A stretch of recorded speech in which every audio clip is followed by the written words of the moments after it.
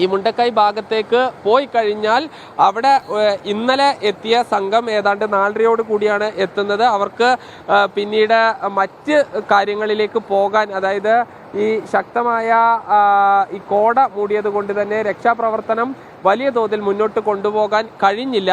പിന്നീട് ഇങ്ങോട്ട് ഇറങ്ങി. പക്ഷേ 16 മൃതദേഹങ്ങൾ അവർ ഒറ്റ പോക്കിൽ തന്നെ അവർക്ക് അവിടെ നിന്ന് കണ്ടെത്താൻ കഴിഞ്ഞു. പലരെയും ഈ രീതിയിൽ കണ്ടെത്താൻ കഴിയാത്ത ഒരു സാഹചര്യവും ഉണ്ട്.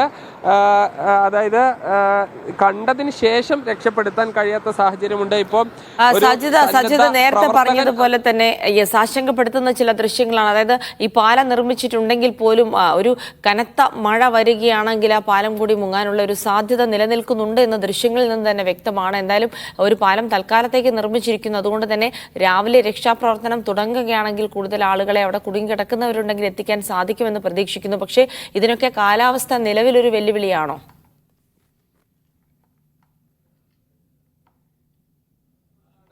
നമുക്ക് ആ ദൃശ്യങ്ങളിൽ കാണാം ഈ പാലം, അതോടൊപ്പം തന്നെ ഈ വിശാലമായി കിടക്കുന്ന ഒരു പുഴയാണ്. പക്ഷേ ഇത് നേരത്തെ വളരെ ചെറിയ ഒരു സാധാരണ പുഴയായിരുന്നു. ആ പുഴയും മറുകരയായിരുന്നു.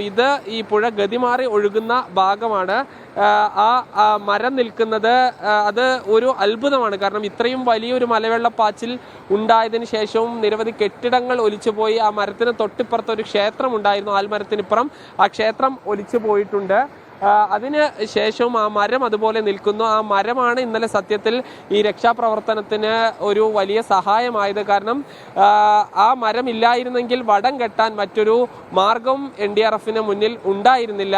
അങ്ങനെ ആ വടത്തിലൂടെയായിരുന്നു ആ മൃതദേഹങ്ങളും അതുപോലെ തന്നെ പരിക്കേറ്റ ആളുകളെയും മറുകരയ്ക്ക് എത്തിച്ചത്. നിലവിലെന്തായാലും ഈ താൽക്കാലിക പാലത്തിന്റെ നിർമ്മാണം പൂർത്തിയായിട്ടുണ്ട്. അങ്ങോട്ട് എത്തിക്കഴിഞ്ഞാൽ, മുണ്ടക്കൈ ഭാഗത്ത് എത്തിക്കഴിഞ്ഞാൽ ഉടൻ തന്നെ ആളുകളെ ഇങ്ങോട്ട് എത്തിക്കും. അത് വിവിധ തരത്തിലുള്ള പരിക്ക് പറ്റിയ ആളുകളുണ്ടാകും, ഒരുപക്ഷെ ജീവൻ തന്നെ നഷ്ടപ്പെട്ട ആളുകളുണ്ടാകും, കുടുങ്ങിക്കിടക്കുന്ന ആളുകളുണ്ടാകും.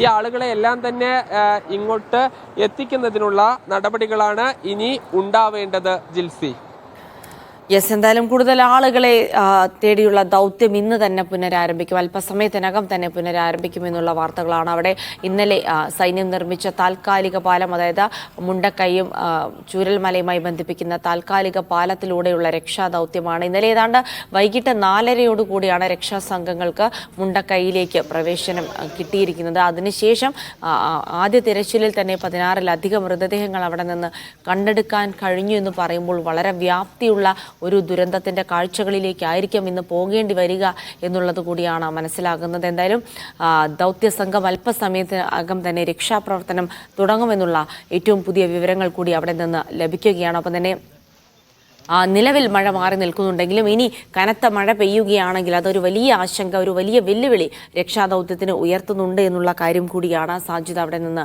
റിപ്പോർട്ട് ചെയ്യുന്നത്. അവിടെ നിന്നുള്ള രാവിലെയിൽ നിന്നുള്ള ദൃശ്യങ്ങൾ കൂടിയാണ് നമ്മൾ കാണുന്നത്. അവിടെ സന്നദ്ധ പ്രവർത്തകരൊക്കെ എത്തിച്ചേർന്നിരിക്കുന്നു എന്നുള്ളതാണ്. അവിടെ എന്തായാലും ദൗത്യം അല്പസമയത്തിനകം തന്നെ തുടങ്ങും. നിലവിൽ ചൂരൽമലയിലാണ്. ഇന്നലെ ചൂരൽമല കേന്ദ്രീകരിച്ചായിരുന്നു മുഴുവൻ രക്ഷാദൗത്യങ്ങളും പുരോഗമിച്ചിരുന്നതെങ്കിൽ ഇന്നിപ്പോൾ രക്ഷാദൗത്യങ്ങളൊക്കെ കേന്ദ്രീകരിക്കുക ഈ അപകടമുണ്ടായ, ഈ ഉരുൾപൊട്ടലുണ്ടായ മേഖലകൾ മുണ്ടക്കൈ, അട്ടമല കേന്ദ്രീകരിച്ച് തന്നെയായിരിക്കുമെന്നുള്ള വിവരങ്ങൾ കൂടിയാണ് ലഭിക്കുന്നത്. സാജിദ്, അതായത് ഇന്നലെ നമ്മൾ കണ്ടത് ഈ മുണ്ടക്കൈയിലേക്ക് കടക്കാൻ കഴിയാത്തൊരു സാഹചര്യം ഉണ്ടായിരുന്നു. അതുകൊണ്ട് തന്നെ ചൂരൽമലയിലായിരുന്നു രക്ഷാദൗത്യങ്ങളൊക്കെ നടന്നിരുന്നത്. ചൂരൽമലയിൽ ഏകദേശം ഒരു രക്ഷാദൗത്യങ്ങൾ അല്ലെങ്കിൽ ഈ പെട്ടുകിടക്കുന്ന ആളുകളെയൊക്കെ രക്ഷപ്പെടുത്തി കഴിഞ്ഞു എന്ന് പറയാൻ പറ്റുമോ ഇപ്പോൾ?